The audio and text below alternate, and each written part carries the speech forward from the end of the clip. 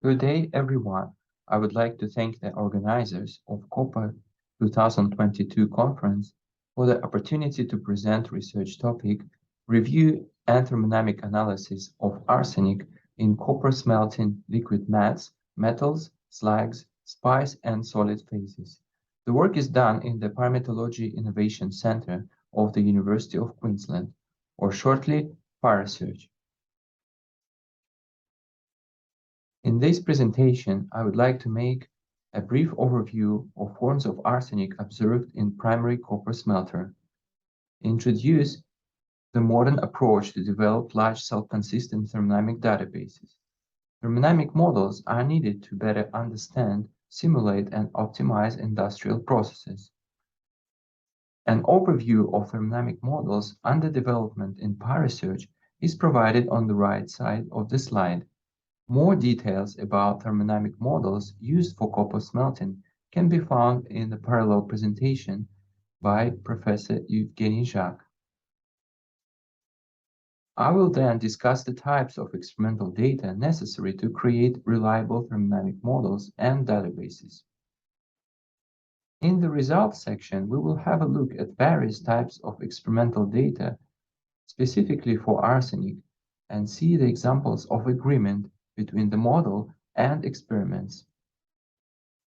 In the section of implementation of results, I will briefly discuss the consequences of non-equilibrium conditions in real process units and how they can be approached with thermodynamic calculations. Present slide shows schematically the copper process flowsheet with the smelting stage, the gas cleaning stage, slag cleaning, converting, and fire refining. Arsenic enters mainly with concentrate in the form of sulfide minerals. During the smelting, a gas phase, liquid slag, and matte are produced. At these conditions, the predominant arsenic speciation in the gas phase is arsenic S or arsenic O. In the slag, arsenic is mainly present in the form of arsenic 2O3, not arsenic 2O5 as some publications assume. And matte, arsenic is associated with sulfur. During the gas cleaning stage, arsenic species are further oxidized. When temperature drops, they may form arsenic 2O5. A portion of feed carried away in the form of dust is also oxidized, and it is likely the origin of arsenates of copper, iron, zinc, lead, and other metals, which are found in dust samples. These are also arsenic plus 5 compounds. The recondensed gaseous species are collected together with dust and typically recycled back to the smelting stage, thus forming the recycling loop. Arsenic accumulates in this loop, and in terms of tons per day, the recirculating amount can be even higher than the input from the feed. Different variants are possible for slag cleaning. One way is flotation, which produces the so-called slag concentrate. Slag concentrate is fed back to the smelting stage, thus forming the second largest recycling loop for arsenic. This is not shown on the slide. Instead, an electric furnace is selected for the slag cleaning step. It settles extra quantity of matte and reduces some components of the slag. That extra matte can go to the converting stage. The cleaner slag is produced, but it's still the most important exit point for arsenic from the flow sheet. Thermodynamic calculations show the possibility of formation of a spice phase in addition to matte and slag at very reducing conditions. In liquid spice, arsenic is bonded with copper and iron. This is an interesting topic for further investigations, as it may create an extra point of exit for arsenic from the flow sheet. During the slag blow of converting stage, newly formed slag can be fed into the electric furnace, while the slag from the blister blow generally stays at the converter aisle. Converter's main product is blister copper. It contains relatively small portion of the overall arsenic input. If necessary, further arsenic removal can be achieved by fire refining of blister copper. Arsenic removal by special sodium sulfate slags were studied by Philip Mackey and Pascal Corsol. These are likely to contain arsenic in the form of arsenic 2O5. Thus, in a traditional process, there are only two exit points for arsenic: liquid copper and slag to the dump. Much research is now devoted to bleeding of arsenic from the dust. Also, there may be opportunities of creating the spice phase in electric furnace and special treatment during fire refining. In FactSage Center, we focus on providing fundamental thermodynamic information to the public and to the sponsor companies, which they may use to evaluate different opportunities. The development of modern thermodynamic databases relies on the Kalfat principle.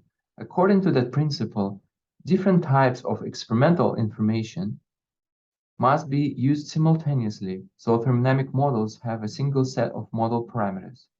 If done correctly, those models can be used to predict phase equilibria, distributions of elements, and energy balance of processes.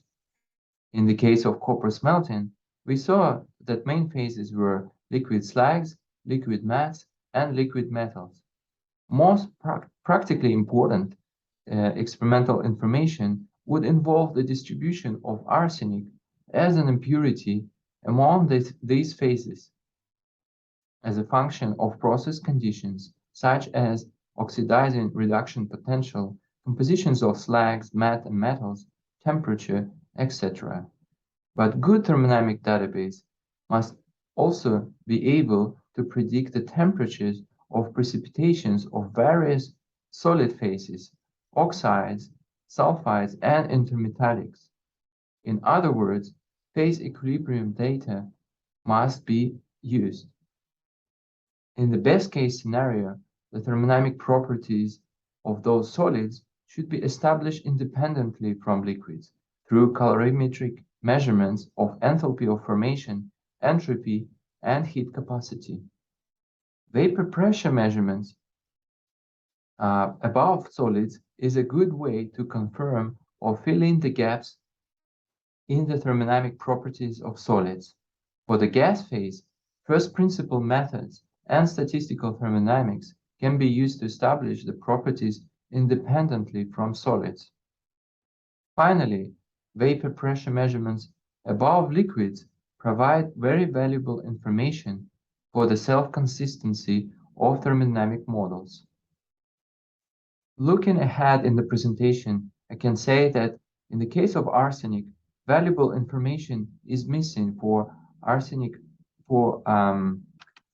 oxides with many solid and liquid components of the slag. As a result, thermodynamic properties of arsenic in slags are mainly established indirectly through the distribution data. So let's start the puzzle from the properties of important liquid metals. The diagram shows the activity coefficient of arsenic in copper, nickel, silver, and lead. These data were obtained indirectly by measuring the partial pressure of gaseous species above liquids. Phase diagram data are also available for these systems, so the properties are relatively well established. We can see that copper and nickel form very strong bonds with arsenic, which results in very low values of activity coefficient. It is hard to remove arsenic from copper, but this creates opportunities to form the class of solid and liquid substances called spice. Spice can be used to remove copper, nickel, and arsenic from metallic lead. This slide provides information on the phase equilibria between liquid metal and solid intermetallic phases. These two diagrams can be used to understand the formation of the SPICE phase in the slag cleaning electric furnace at very reducing conditions. Here again, we see an example of phase equilibria between liquid metal and solid intermetallic phases, but in a higher order ternary system. Many of those ternary systems are not well studied yet. On the micrograph, we see a phase between nickel and copper arsenide that we could not find in literature. The micrograph is a courtesy of Dr. Maxim Shevchenko, who gives a parallel presentation about chromium in copper smelting system. Now let's talk about the oxide systems. An important example is arsenic 203 silica slag, which largely determines the partitioning of arsenic in the slag phase. The phase diagram shows the miscibility gap and no intermediate compounds between arsenic 203 and SiO2, which are the indications of unfavorable mixing properties between these two oxides. The diagram itself is only approximately determined in the experiment, mainly due to high volatility, toxicity of arsenic oxide and tendency towards the formation of, of glass liquids, slowing down the reactions. Our recent experimental results significantly advanced the understanding of this system. They are reported in a parallel presentation by Dr. Roman Starich. Phase diagrams with other typical components of the slag, FeO, Fe2O3, calcium oxide, and alumina oxide, are known even less. Calcium oxide is known to form stable compounds with arsenic 203, indicating more favorable mixing properties in liquid slag. Arsenic 203 belongs to the group of acidic oxides, so it mixes favorably with basic oxides. In absence of well-established phase diagrams and mixing properties in the slag phase, one has to rely on indirect methods to determine the activity coefficient of arsenic 203 in the slag. This can be done by measuring the distribution coefficients between slags and metals for fixed conditions. Most importantly, fixed temperature and oxygen partial pressure, which is often called a PO2. Distribution coefficient is the ratio of concentrations. PO2 determines the oxidation reduction potential in the system. An interesting property of distribution coefficient versus PO2 functions is that they allow an indirect way to determine the oxidation state of minor element in the slag. The slope of the line indicates whether it is +1, +2, +3, or etc. This method was introduced by the Japanese researchers in Yazawa and Takeda's group. For arsenic, the slope of distribution curves indicates +3 oxidation state, which is contrary to the assumption of arsenic 205 in liquid slag. The distribution data are somewhat scattered. To create a single model describing different types of slag, a large number of experimental points from different research groups and for large range of conditions were measured simultaneously and assessed by thermodynamic models. The distribution coefficient covers the range of 7 orders of magnitude. As a result, a predictive model for the activity coefficient of arsenic has been developed, which is consistent with phase equilibria involving major components of copper slag. These two diagrams show the activity coefficient of arsenic oxide for calcium-containing and alumina-containing slags. Generally, the higher is the mole fraction of silica in the slag, the higher values of activity coefficients are expected. Higher values mean lower distribution in the slag. Calcium fluoride slags have very low activity coefficient for arsenic oxide.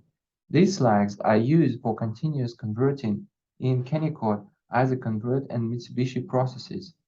They are more efficient in removal of arsenic from blister copper compared to firelight slags.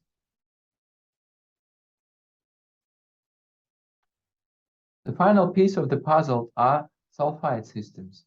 They are characterized by relatively low temperatures of melting and high partial pressure of arsenic-containing gaseous species.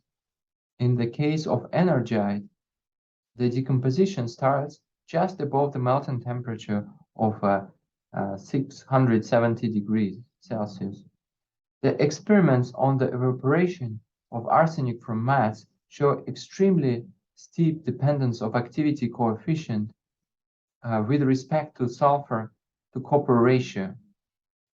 It is very high near Cu to S, but falls several orders of magnitude when shifting towards non-stoichiometric mats with higher metal concentration. This phenomenon is hard to control in the experiment and to describe by the model.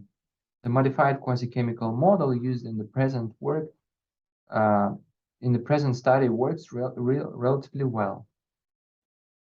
Due to these extreme changes, the measurements of activity coefficient of arsenic in mat must be supported by slag mat and slag metal distribution data at the conditions close to copper smelting or converting. The left diagram provides the summary of distribution coefficients for slag mat equilibrium. Higher distribution coefficient is observed for calcium fluoride slags. Lower distribution coefficients are for firelight-based slags.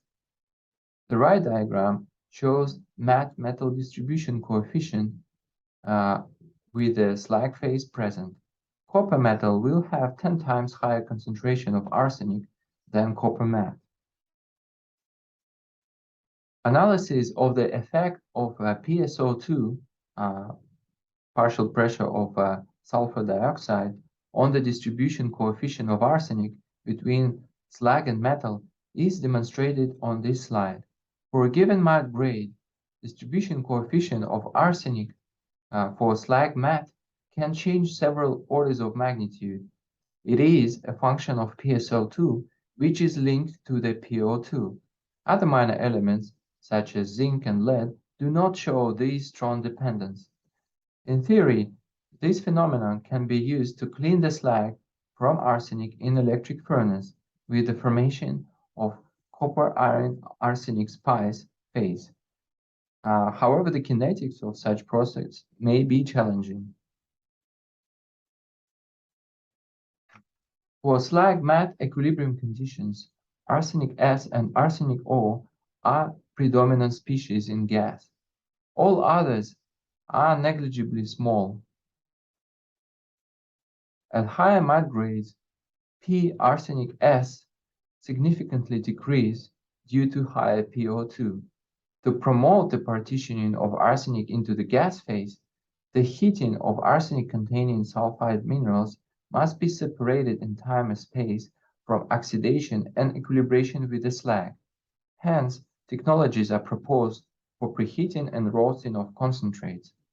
Conditions of separate heating and equilibration with slag can also be realized in copper smelting furnaces, which is the source of deviation of industrially observed partitioning of arsenic into dust from single-step equilibrium calculations. For copper smelting, equilibrium calculations should be corrected by non-equilibrium factors, such as oxygen efficiency, mechanical dust carryover, matte entrainment in slag. These are specific to the furnace and can only be determined by analysis of process data. The process data are often incomplete and suffer from mass balance problems. Thermodynamic calculations help to identify and resolve the uncertainties in the mass balance. The table shows an example of thermodynamic calculations on reported industrial data. Reasonable agreement has been obtained using the following non-equilibrium factors: 99% oxygen efficiency, 5.5 mechanical dust carryover, and 2.2% of matte entrainment in slag. Still, with these factors, the partitioning of arsenic to dust was underestimated compared to the reported data. So, it was required to introduce a 60% non-equilibrium evaporation of arsenic S. After that, the agreement was much better. So full input and output of this calculation is available in appendix. To conclude, the work continues to create a large-scale consistent thermodynamic database, including arsenic in all possible phases observed in industrial practice of copper smelting and recycling. It relies on a wide set of experimental data of different types, the most important being the distribution data. Currently, the main challenge is to measure and include phase equilibria data for all spice, oxide, and sulfide systems. Another potential direction is the introduction of arsenic plus 5 into the slag phase. The model is being expanded to nickel sulfide smelting, maintaining the consistency with copper and lead smelting. Thermodynamic models can assist in analysis of industrial operations, even though individual process units may deviate from equilibrium conditions. I would like to acknowledge the support by Australian government and our industrial sponsors, as well as technical assistance from microscopy and microanalysis research facility at the University of Queensland. Thank you very much for your attention.